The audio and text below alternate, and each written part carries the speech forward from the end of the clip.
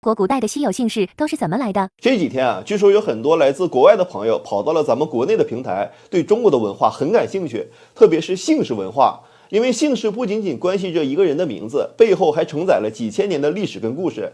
很多外国朋友会很好奇，中国的姓氏为什么会有这么多种？这些姓氏又是怎么来的？想了解一下，顺便给自己起一个霸气的名字。其实，姓氏形成的过程既有历史的原因，也有文化的传承。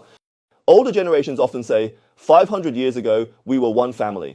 If we trace the development of surnames back to their ancient roots, we can find common ancestors for many surnames in China today. For example, the ancestors of the Zhao clan came from the Zhuanshu clan, the Qian clan came from the Yuxiong clan, and the Sun clan originated from the Yao clan, while the Gui clan belongs to the descendants of Shun.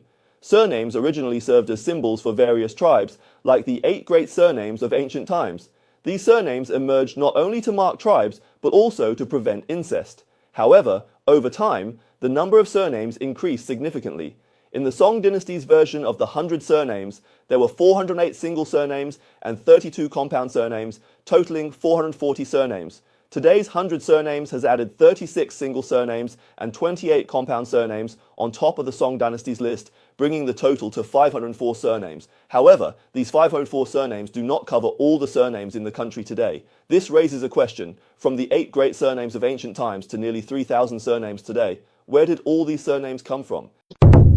There are mainly a few parts to this. First, there are feudal lands. Since the Zhou dynasty implemented the feudal system, many feudal lords would often use the name of their feudal state or land as their surname. Sima Qian mentioned in the records of the Grand Historian that the descendants of Da Yu divided into 13 surnames based on their feudal lands. This division was clearly meant to mark their clan names and avoid incest. Later, this practice continued into the Zhou dynasty. For example, the son of the Duke of Zhou, Bo Qin, was granted the fief of the state of Lu, and his descendants took Lu as their surname. A minister from the Jin state, Bi1, was granted land in Wei, and his descendants took Wei as their surname. Surnames like Qi, Wu, and Chu are also related to feudal lords. Using the name of a feudal lord as a surname not only represents the family's honor, but also reflects the family's development over time.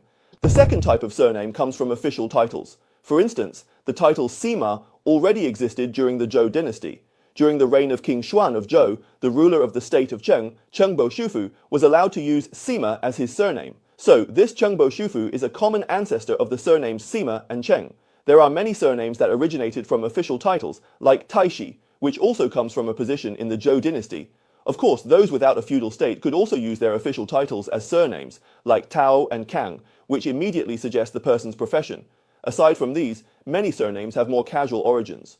For example, surnames like Dongguo and Ximen reflect the living locations of ancient people, while surnames like Yang and Liu are derived from the names of trees, reflecting the environment where people lived at that time. 如果外国友人们用以上几种方式来给自己取中文名字的话，那估计会出现很多新的姓氏，比如喜欢喝茶的姓茶名运农，爱打篮球的姓寇名篮高手，热爱旅行的姓走名闯南北。科技爱好者直接来个姓电名路通，还有更国际化的，比如像姓宇名航员，或者是姓地名求村，一听起来就知道未来是要联动全球的。至于说屏幕前的你，完全可以起个超级霸气的名字，你姓啥？我姓总名统。